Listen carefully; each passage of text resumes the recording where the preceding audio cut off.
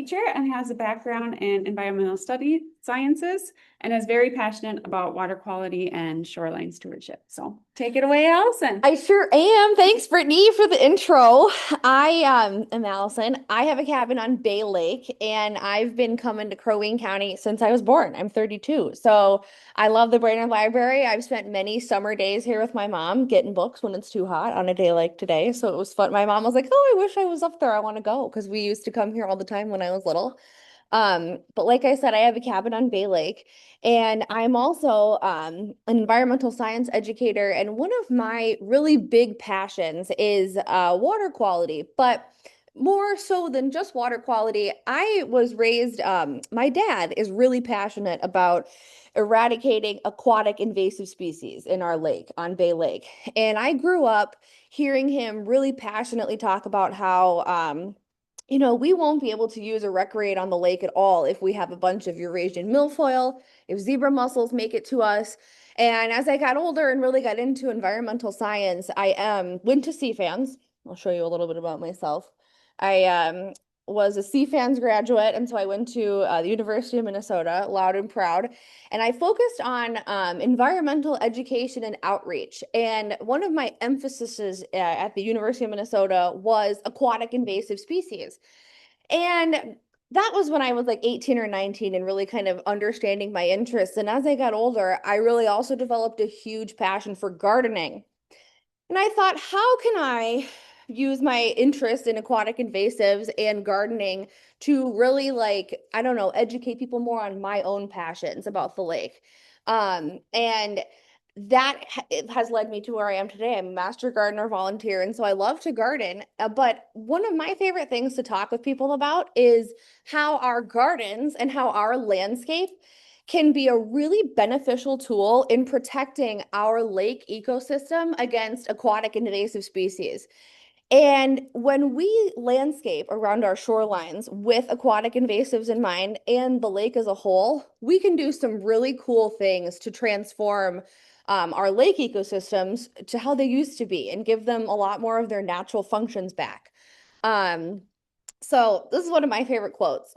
We abuse land because we regard it as a commodity belonging to us. But once we see land as a community to which we belong, we may begin to use it with love and respect.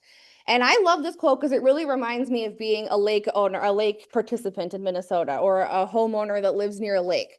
Because we all love to recreate on these lakes. And I think sometimes people accidentally view them as a commodity instead of a resource and a community.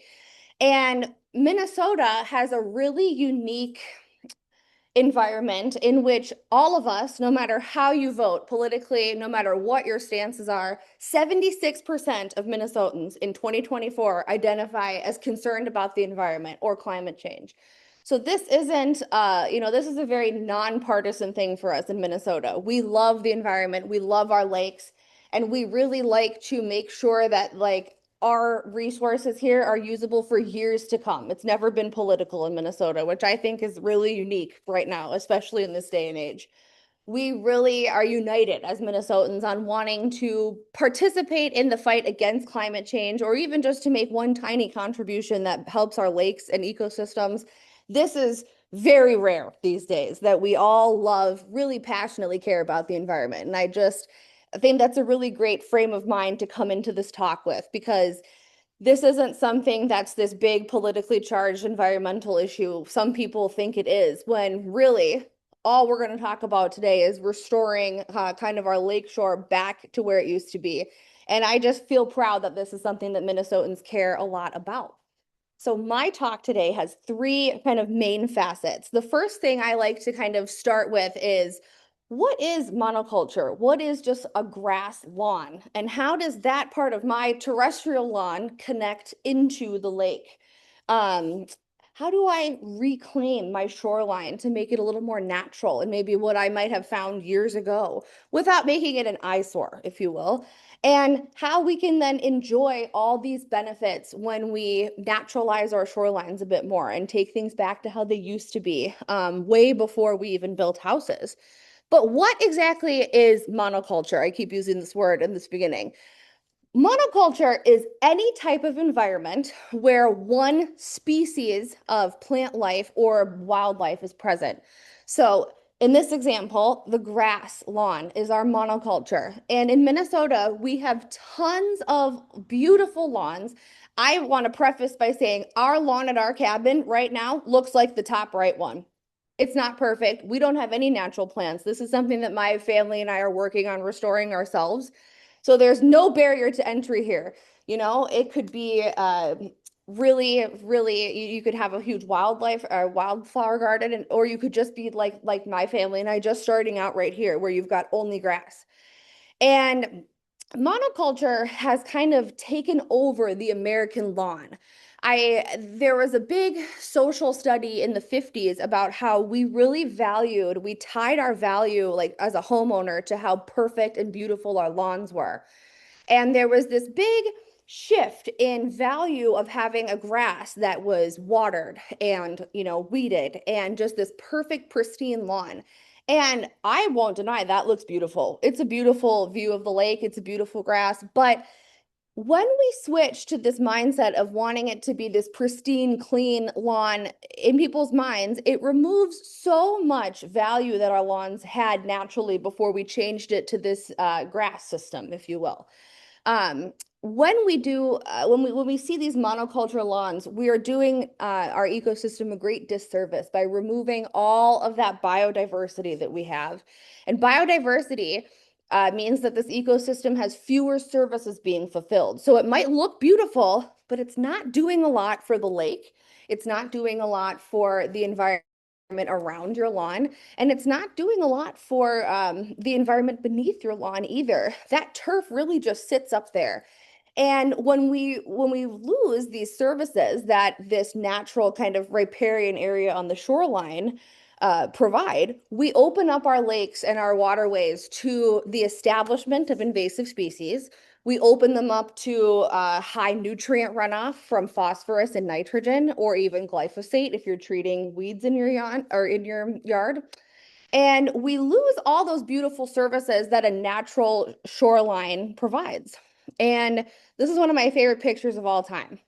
The picture on the left is just a plain monoculture grass, some Bermuda or turf, and it's on life support. It needs tons of water. It needs tons of input with nitrogen, phosphorus, and probably glyphosate if you don't want any weeds, or even another weed killer like you could use even agricultural vinegar, which just kills everything. It needs so much support to keep it looking green and perfect. Whereas the picture on the right shows a nice compromise. We've got beautiful grass that's still cut, but around it, we've got a big buffer of natural plants. And these plants are providing thousands of habitats for insects, bugs, things that live in your garden that help your garden thrive. And it's also requiring significantly less water input. If you look, half of it has been converted into this natural garden. And while they need water, when you plant in like that with naturals, they are essentially, keeping the ground cool themselves. It requires 50% less water.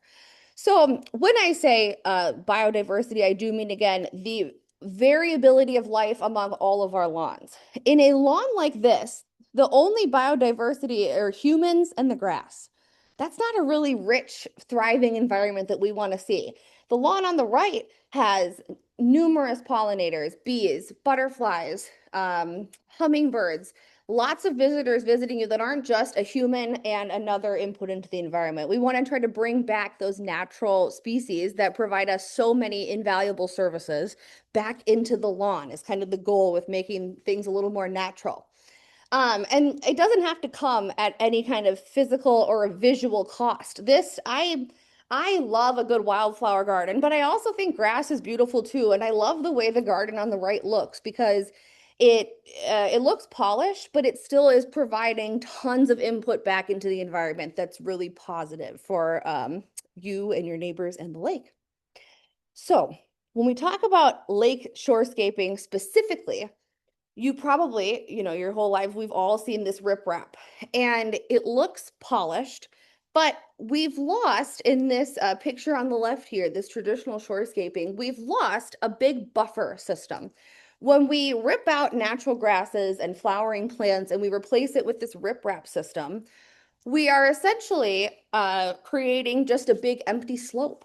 And that, as you know, causes tons of problems with erosion. That's the first thing that comes to mind. But when you lose that buffer, you're also inviting a ton of real estate here on your shoreline for invasive species to establish themselves.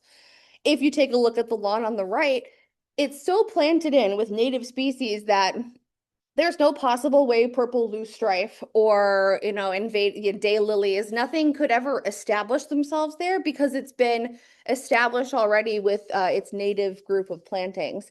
These native species do a really good job, if we integrate them more, of blocking of invasive species out. And like I said in my last slide, it doesn't have to come at a cost at all of beauty or viewing the lake. These people have it cut pretty low. They can still see out over their garden and see the lake, and it looks beautiful. I love the path they have. I feel like when people, when I gave this talk on Bay Lake, a lot of the barriers to entry for people were like, well, we really don't want it to look messy or unkempt. But it's so possible to, with a little bit of rock and probably significantly less financial investment than the picture on the left, to establish natives again without ruining your view, without making it look like it hasn't been tended to.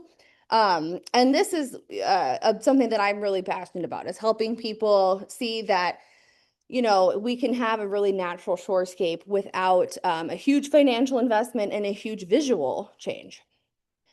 Um, I love these two pictures as well because they show right off the shoreline. It's kind of hard to see with these front lights on, but the picture on the left is just grass, and it has all of the nitrogen and phosphorus running from their lawn right into the lake. And you can see immediately that the water quality right offshore here is pretty poor. I don't think you'd get a Secchi disc reading any higher than, a couple inches. But on the right, this is a great example of planting natives over your existing riprap and giving your shoreline a huge filtration system buffer. All the roots from these natural species, and I'll get into this more in a second. I have a great diagram, but all the roots from these species are going to establish themselves and filter out all of those chemicals that they're using on the lawn behind. And you can see an immediate difference in water quality. Both of these pictures are from the shorelines of Great Lakes. This picture is from Lake Huron, and this picture is from Lake Michigan. And those are huge bodies of water, but immediately offshore, even though it's such a big lake, it can be immediately influenced by how you keep your lawn. Bay Lake is pretty small as far as lakes in Minnesota go, but even on lakes like the Whitefish Chain, right offshore, if you're watching or boating, you can see when people have a more natural landscape that the water offshore is much clearer and cleaner, and it's all been filtered right there. It's a free filtration system right offshore. It makes a big difference. The life cycle, this ties into the life cycle of a freshwater lake, is influenced by us. So before we got here, they had their own natural system that they were following. And when we came to build our beautiful cabins, our beautiful lakeshore homes, we changed a little bit of the input system. And when we created these lawns, we add in a ton of extra chemicals in our grass that we maybe don't, that would have never existed here without agriculture or human intervention. And that's what anthropocentric means. The human influence of changing the natural cycles of an ecosystem. So how do we help the lake revert back to its natural state in a way that isn't, visually unappealing? Lakes have 3 phases of life. A lot of our lakes in Minnesota are mesotrophic, but we also up north have a lot of oligotrophic lakes. And the oligotrophic stage is a very beginning stage of lake where they have a high amount of nutrients, high water clarity, low amounts of nutrients, but it's really oxygenated water. So it's a great beginning environment for the establishment again of natives because it's got a ton of available oxygen. Fish are happy, but that doesn't really support these oligotrophic lakes don't have a ton of biodiversity in them, actually. They're really deep cold water lakes. And along the shorelines, it's mostly rocks. So the lakes we see a lot in kind of this middle central area are mesotrophic, and they've got a nice mix of terrestrial plants along the outside and clear water quality with a great amount of nutrient availability for lots of fish, waterfowl, anything that you are passionate about in Minnesota, you'll find it in a mesotrophic lake. Our loons like mesotrophic, more than oligotrophic, better fishing. But unfortunately, we have a growing problem in Minnesota, especially central Minnesota, where agriculture and monoculture lawns, so fertilizing and mowing our lawns, is causing our lakes to go into a bit of a eutrophic state. And when we hit this eutrophic state, you can see right in this picture, we have the establishment already of an invasive species, this yellow iris. And this lake in particular is taken from somewhere in Chaska, and it's around a development. I don't remember quite where I took it, but it's in Chaska. And around it on all sides, kind of semicircle to us, are new development houses. They have no trees in the lawn. They have no grasses. They have no shrubs even. It is a tiny maple tree, a centimeter around. And it's directly tied to the fact that they had to over fertilize and overwater these lawns, and all of those nutrients run off into the lake and cause it to eutrophize, which means essentially to become a swamp. And for all of us that have a lake home, we would love to never see our lake go into this eutrophic state. We like to keep them mesotrophic to ensure that we're not allowing any type of invasive species to be able to establish themselves. But how does that exactly happen? Invasive species impact an ecosystem by outcompeting natives. So when we have a pond like this eutrophic one, what's happened here is that our native species have been kind of pushed out. They were over fertilized by the input of nitrogen and phosphorus, or perhaps they were pulled out to make room for the development. And that left a big area of vulnerability for these invasive lilies to establish themselves.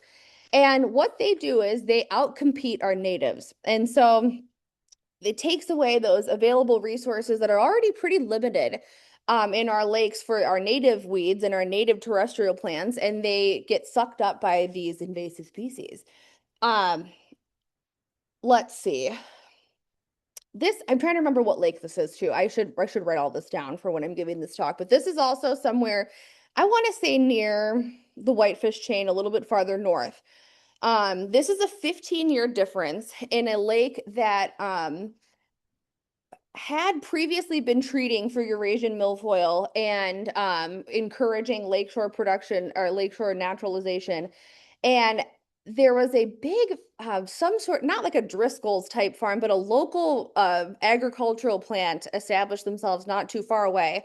And in 15 years, this lake area that didn't really prepare, they didn't know, and they weren't able to prepare, they lost pretty much the entire lake. It's all duckweed and milfoil now, because all of the agricultural runoff was forced into the lake and eutropicized it. So if we're not really careful when we have these new housing developments going up or a new farm, it can, within 15 years, completely change an ecosystem. And this is the type of environment that invasive species love. Right now, in the chain of command in these lakes that are being eutropicized, there's no hierarchy for natives. So I don't know, raise your hand if you have a lake that's affected by Eurasian milfoil. We do for sure on Bay Lake. It's getting really bad. And we're finding that the more people plant along their shorelines, we've been kind of keeping track of this for about 10 years now, the more native species and grasses people plant along their shoreline, the easier it is to treat the milfoil, because these native plants along the shoreline are absorbing the nutrients that we're putting into the lake, and they're filtering them out. But in addition to that, we have no new establishment of purple loosestrife along the shoreline. We have no new establishment of lilies, and it's because, this is just a slide of our local stuff that you might see along the shoreline here in Minnesota that is not native. When you plant these native grasses and species, it improves the resilience of your shoreline to protect against the reestablishment of invasives. So we've got a monoculture lawn right here. and it's letting all of there's no natural buffer along the shoreline. And these native plants allow your shoreline to get a bit of a break from all that runoff, and they do a fabulous job of absorbing the water from your lawn and all of the nutrients that you put on it to keep it green and looking beautiful. So not only is it establishing a physical buffer along the shoreline against all of these invasive species, it's also providing this unseen service beneath the grass where it's filtering out a bunch of stuff so that it's not feeding the invasive species as well. So you can establish a buffer against them, and you can prevent your own lawn from feeding the invasive aquatic species as well. It's a wonderful immediate stop right in the bud. So a lot of these lakes that don't have a lot of establishment along the shoreline suffer from these really bad algal blooms. And it's a sediment buildup essentially where all of this stuff is running off of your lawn and right into the lake. And it gets worse as temperatures get higher. And as you know, unfortunately, our temperatures in Minnesota in the summer aren't getting any cooler, especially on a day like today.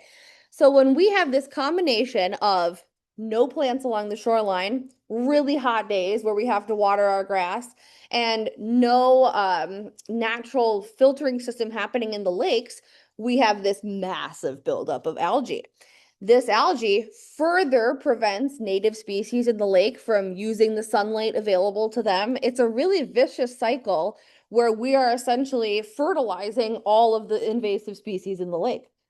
And nobody means to do this, obviously. It's a really tricky situation we find ourselves in as landowners where we want to say, okay, how do I have this beautiful lake home or permanent home that I just love and cherish.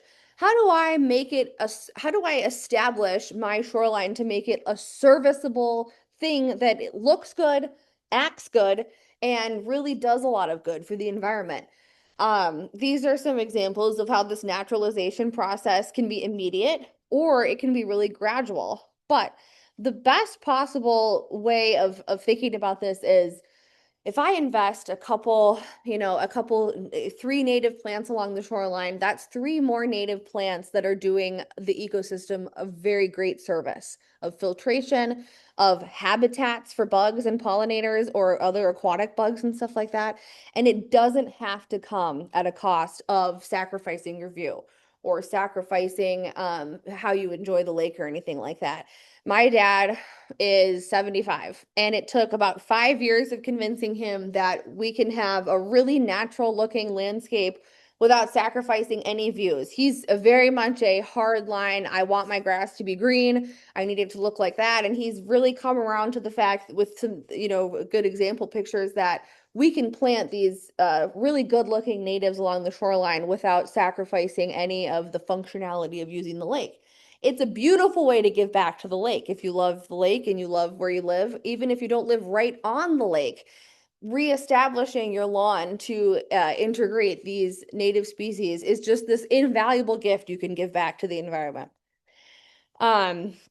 So just getting now into the more intensive gardening aspect of this talk is that there can be so many different ways that you can integrate this new approach to gardening and planting and landscaping.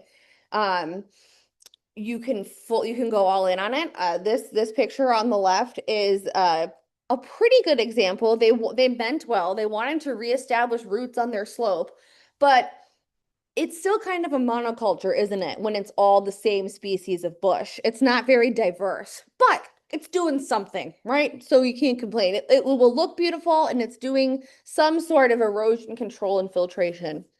My favorite approach is this second picture where my lawn at home looks like this. I've got some grass for my dog, and then I have really established garden beds that are all native species. When I first bought our house, I would go and get a bunch of annuals, hibiscus, things that weren't really beneficial to our local species in Minnesota.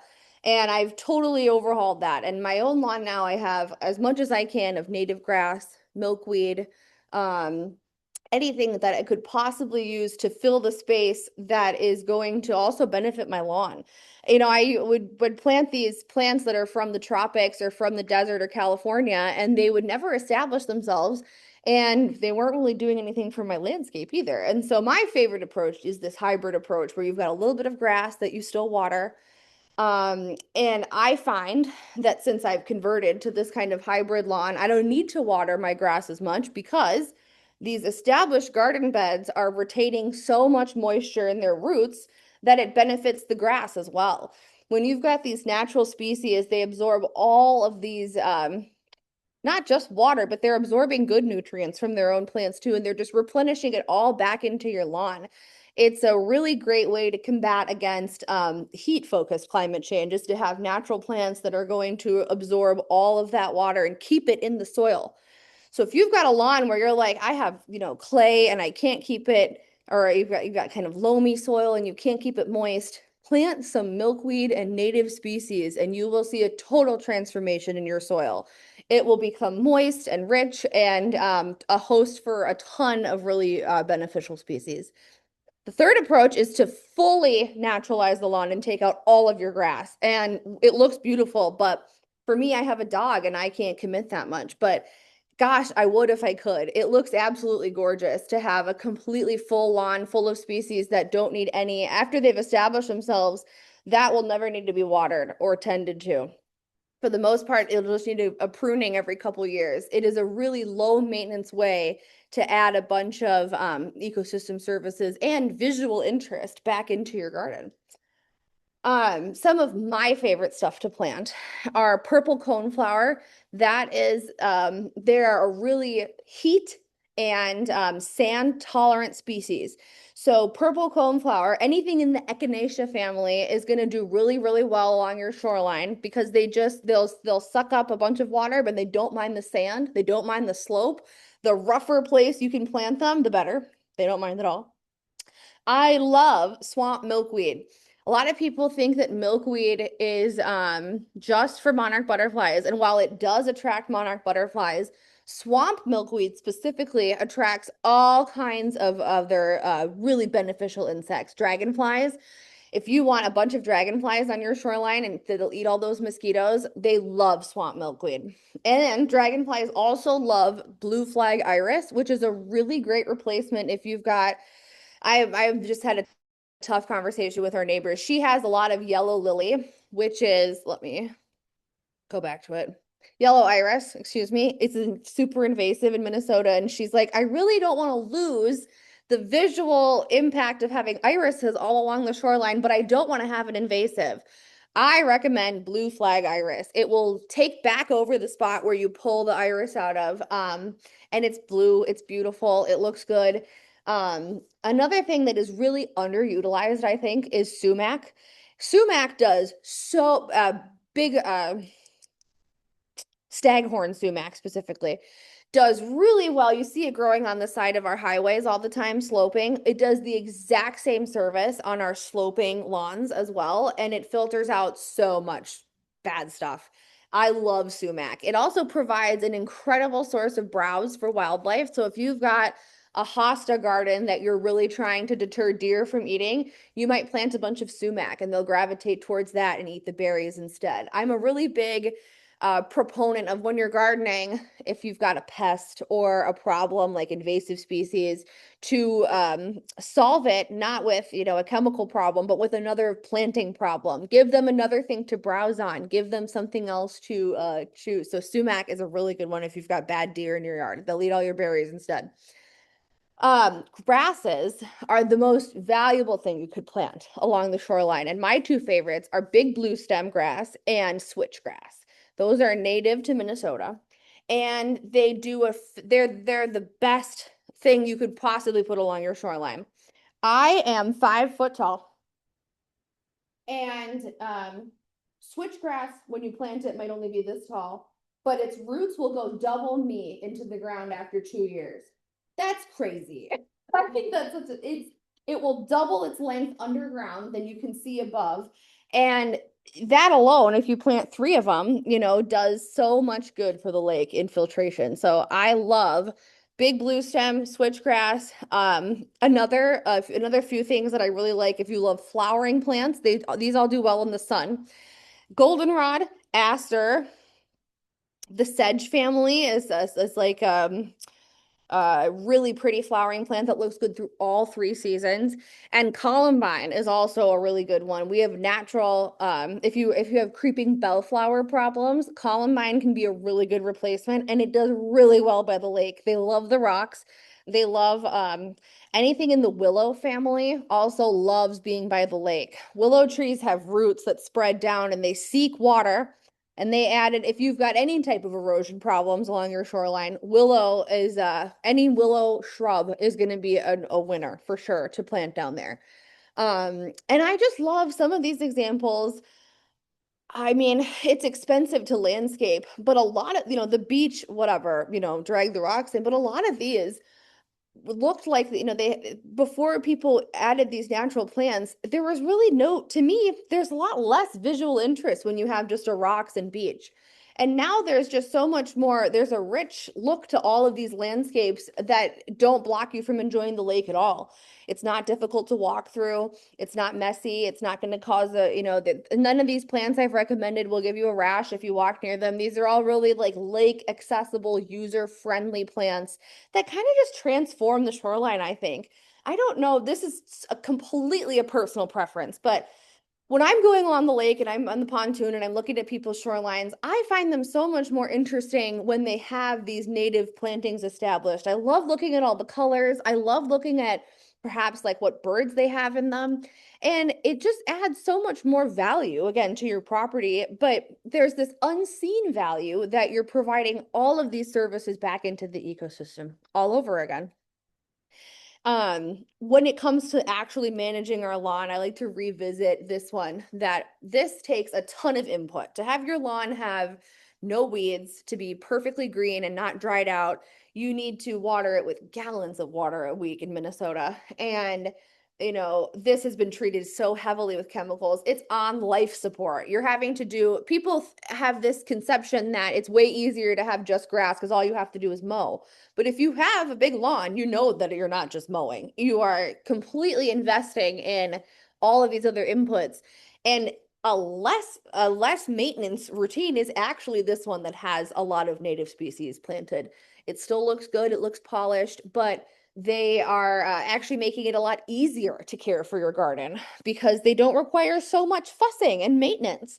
Um, I like to, when I think about like gardening and maintaining my lawn, I like to think of, it's called IPM, which is integrated pest management. And it doesn't have to just apply to pests, but IPM is a strategy where you treat a problem in your lawn really specifically. So I mentioned an example earlier of if you have deer in your lawn that like to eat your hostas, instead of, spraying for deer, you could plant something else for them to enjoy. That's an example of choosing an integrated management approach that isn't an all or nothing like chemical containment method. So for example, if I had any invasive species in my garden or along my shoreline, before I use Roundup or glyphosate, I try to establish the best method for managing it without any type of additional intervention with chemicals.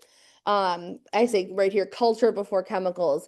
If you've got a lawn that supports wildlife, where you have a ton of food options and a ton of habitats, you will deal with significantly less invasive species and pests than you would with a lawn that is just plain grass and a couple of garden beds, for example. So yeah, if you establish these habitats and homes for pollinators, it will curb unwanted pests as well and deter them. If you plant, if you plant it, they will come. The dragonflies will come, the monarchs will come. You'll see so many species that will make your life as a gardener much easier, actually, which I love.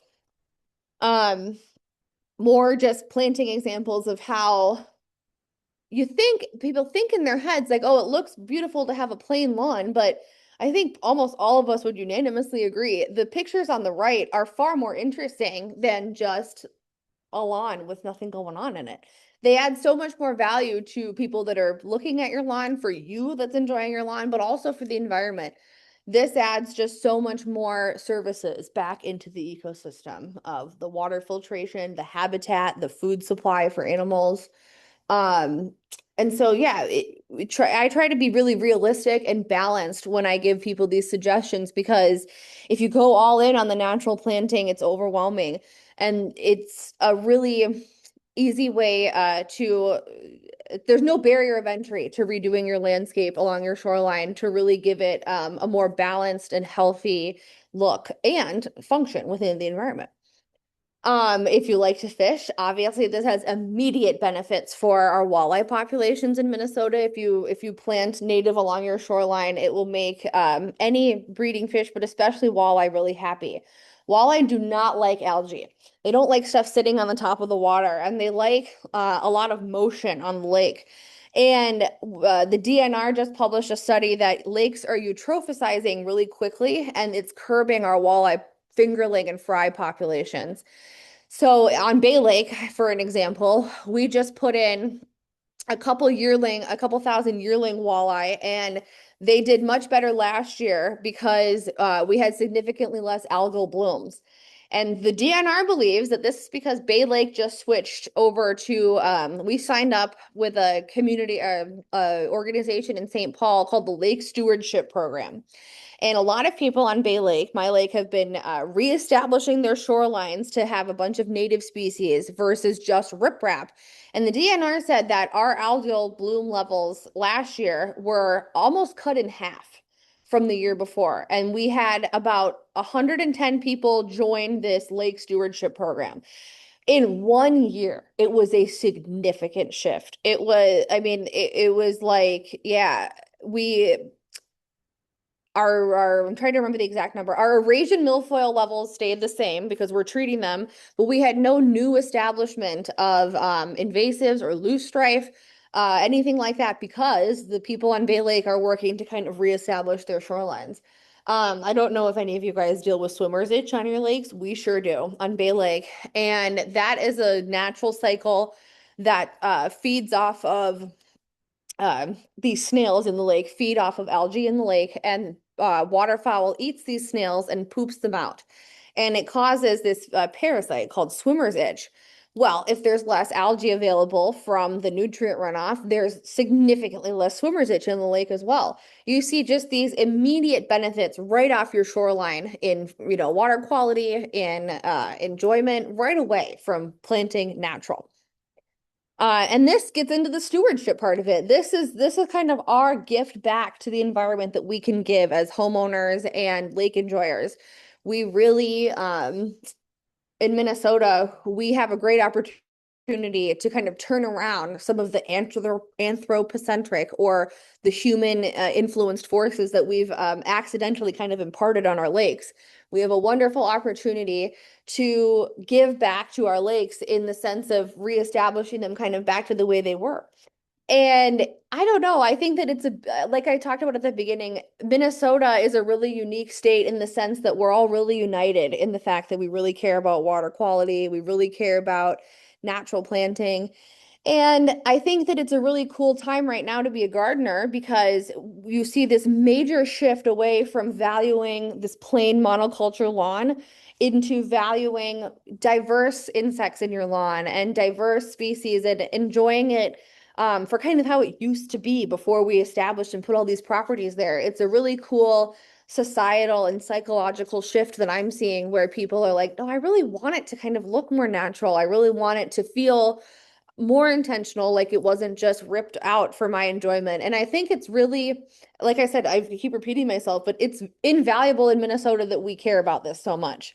I think we're going to really lead the nation on planting for climate change, on planting for fresh water protection.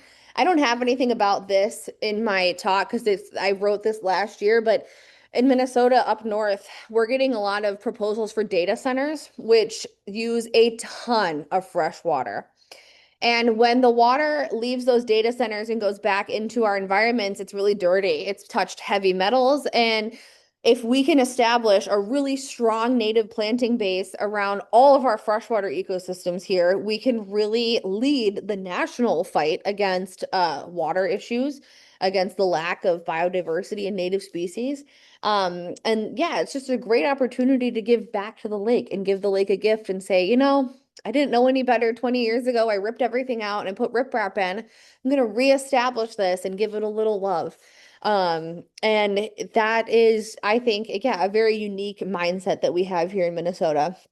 A little plug for the monarch butterflies before I kind of pivot to questions, but monarch butterflies are rapidly declining. They're my favorite species of pollinator. And the plants that they love are very much established along slopes and ditches and waterways. And so if you plant milkweed along your shoreline, it would be such a wonderful service for these monarch butterflies that really need as many places to have their eggs as a habitat as they can get.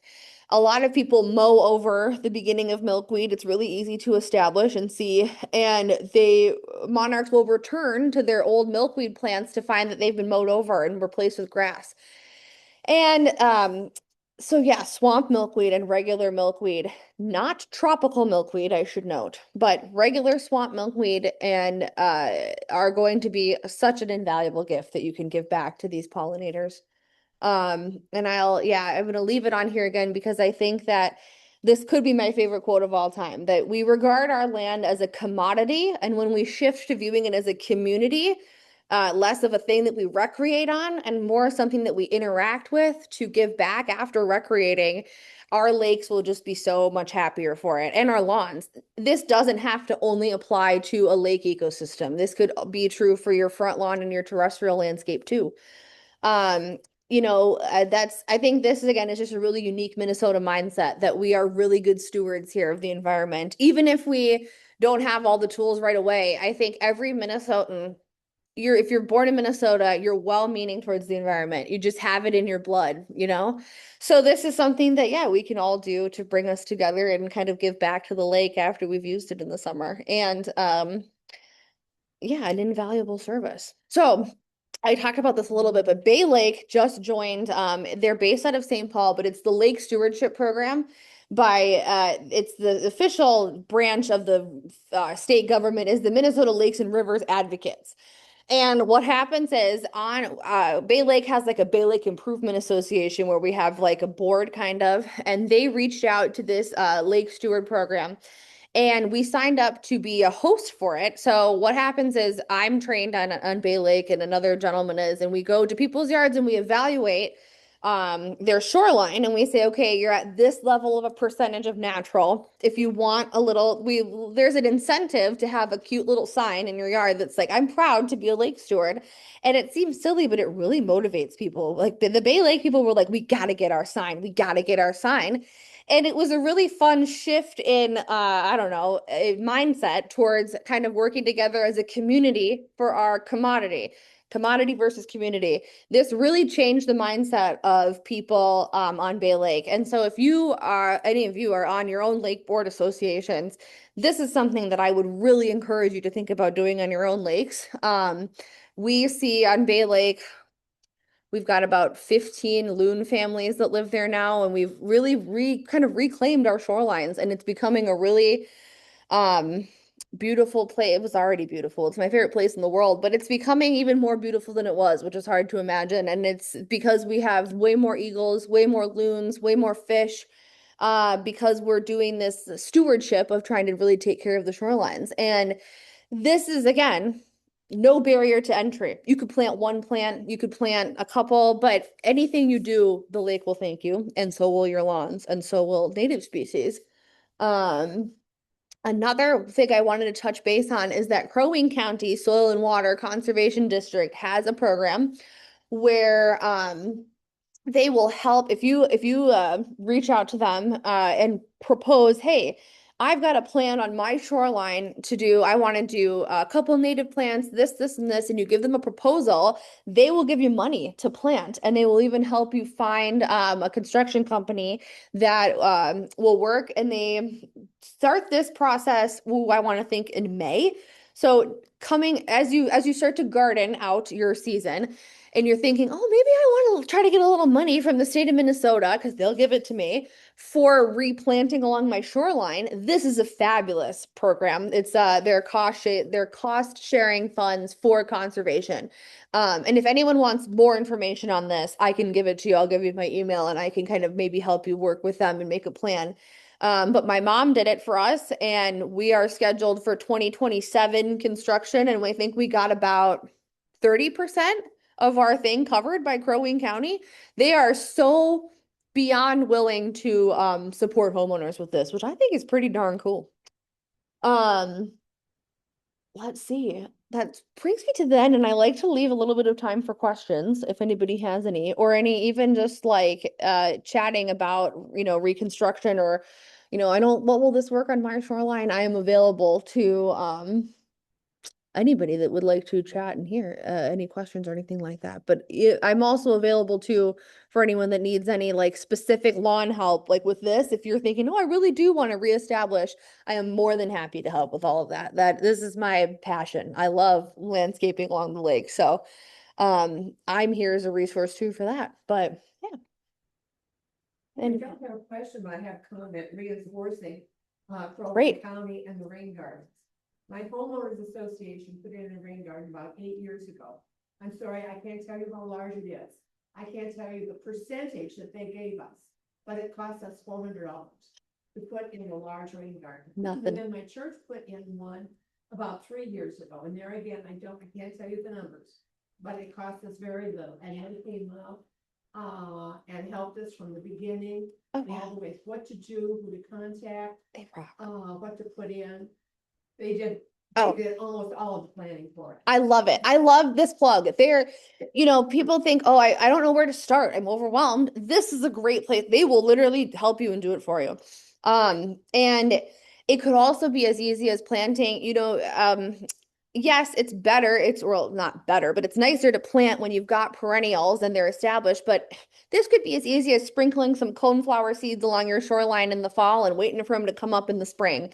Any little input, is so helpful. But thank you for plugging this because the Crow Wing County will do a lot of it for you. They really are fabulous about it. And oh, I'm sure there's another grant with the city of Brainerd too that lets you do that too. I know that Cross Lake does have a lake association too on the Whitefish chain.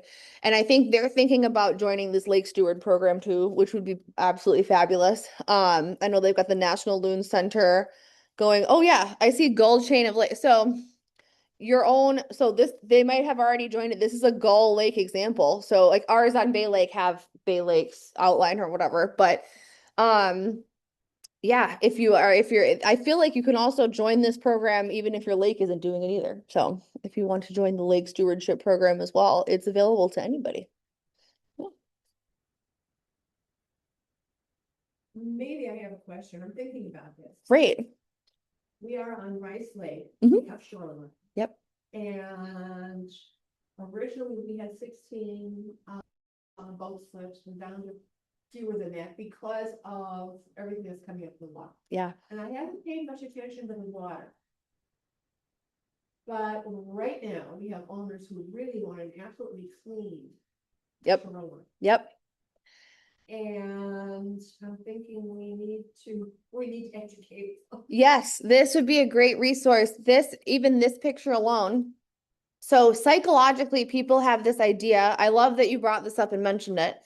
Psychologically, people have this idea, and it's no one's fault that, this is going to result in cleaner water because there's not land, there's not yard waste or whatever. But in reality, the more stuff you have along your shoreline, the cleaner your water is right offshore. You have way less lily pad problem. Well, I love lily pads, but most people that are recreating don't love lily pads.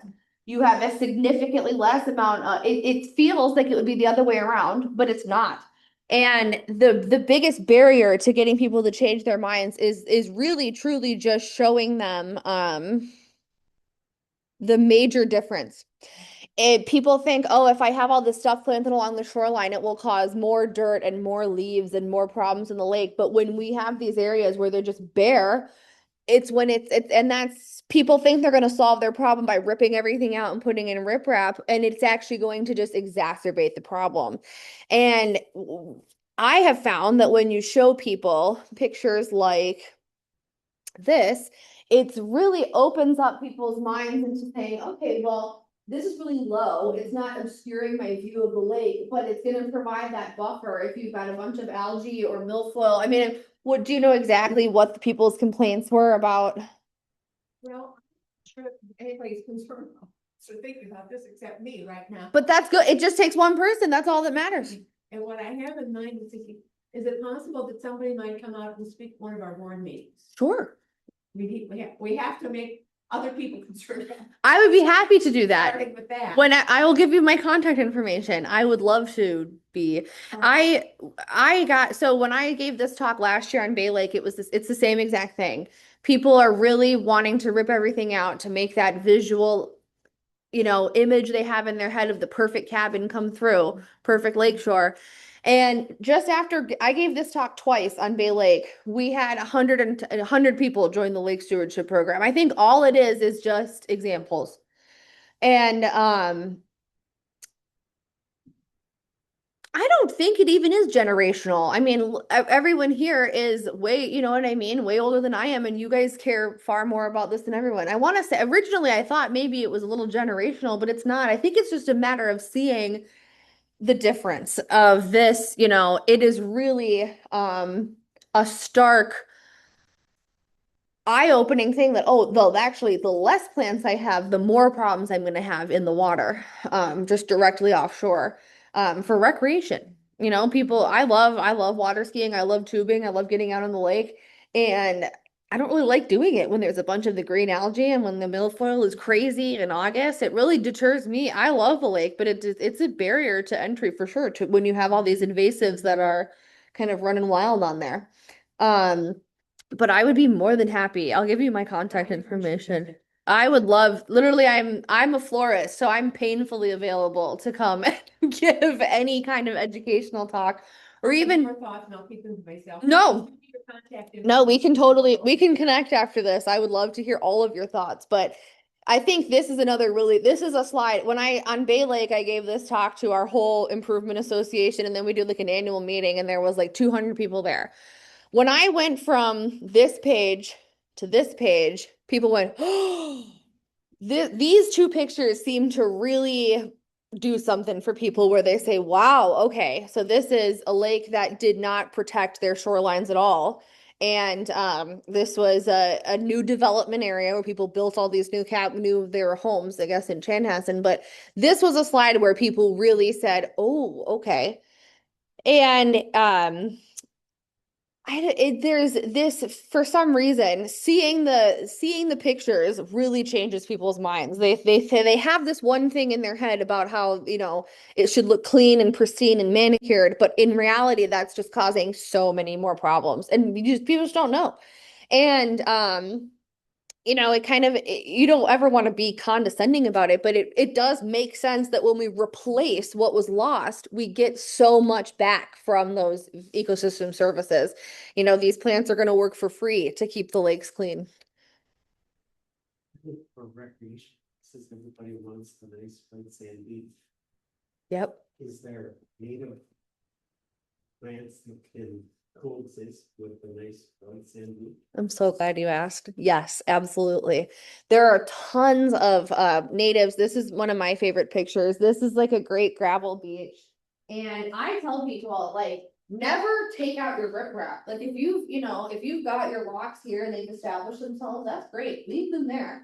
But along this beach, there's sedge and goldenrod planted, and they're not on this, like, it still makes it easy to go down into the beach and swim. It's not making the water, there's not like leaves floating around, but these are great examples of beaches and beachfronts, where, people even still have chairs here. And instead of this just being grass or mulch, it's been planted. This is aster. This is a type of sedge, a dogwood, lots of native grasses, and it totally looks like really expensive and professional, I think. I don't know. I feel like it's very, moving some people on Zoom. Yeah. Oh, thanks. That's very professional looking, I think. So I have a couple families on Bay Lake that have huge beaches that were just grass all the way down to the beach. Monotone, green grass, and they planted all around the beach except for like where their stairs are, big blue stem, and they're really tall, and then a bunch of goldenrod, these cone flowers and echinacea, and it looks gorgeous. And they said they spent maybe $100 on the perennials. So they spent thousands and thousands of dollars building that beach only to find that it isn't doing anything for their lawn or the lake ecosystem. They spend an extra $100 more. And I think it just totally transforms the way the beach looks. And the people on Bay Lake have said, this woman came up to me this summer and said, I never thought I would ever want grass in front of my beach, but it gives us so much more privacy up at the house. And it looks really she said, I don't know why our landscaper didn't just suggest this. I don't know why the landscaping companies aren't like, we're going to rip up your whole shoreline and put riprap in, but also mix some stuff in there. There's just this lack of, care when it comes to that professional landscaping too. Mix things up. If you start to see the cattails establish themselves, is that something that you want to tear out? Because Good that's the question. beginning of swamp. Good question. I think that so that's a really good question. Let me go back to eutrophic versus mesotrophic. There's a ratio, the fabulous question, of shoreline to open oxygenated water. Native cattails are fabulous to have around. What we don't want is for the lake to be so eutrophicized that the sediment builds up so much that you get you're extending the shoreline into the lake. So in this scenario, this is native reeds and cattails in the mesotrophic lake, but because there's not over sedimentation, there's not a runoff of a bunch of dirt and sand and chemicals, they can't creep out into the deeper water, if you will.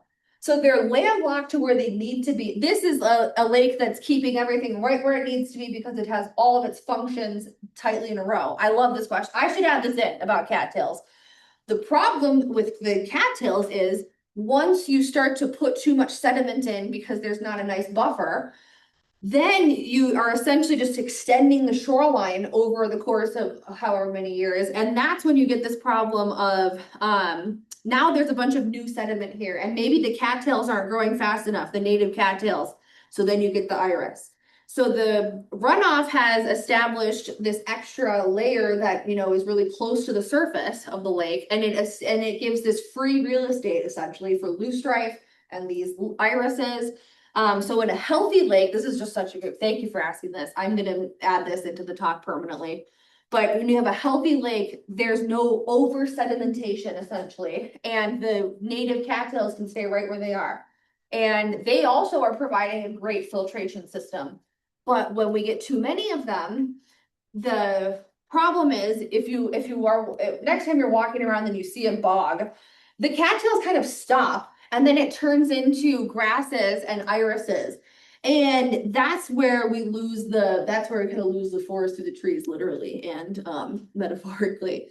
But the natural lake ecosystem will be keeping its native cattails on the shoreline and going into deeper slopes because it's not being filled up too much with sediment. And I have a really good picture of this. Hey, Zoomers. When I say it fills up with sediment, this is what I mean. So the runoff from our lawns, if we don't plant along the shoreline, puts in a bunch of extra dirt and grime over. This is a very many year process. But this is this is the beginning of how ponds and bogs start, is all of this sediment covers up the ground where native weeds could grow or lily pads. And it's just essentially this big open piece of real estate for purple loosestrife or iris to establish themselves. So a healthy lake is doing its job naturally without us needing to necessarily intervene. But a lake that is getting too many nutrients put into it will see this expansion of the shoreline. Yes. Like I said, a few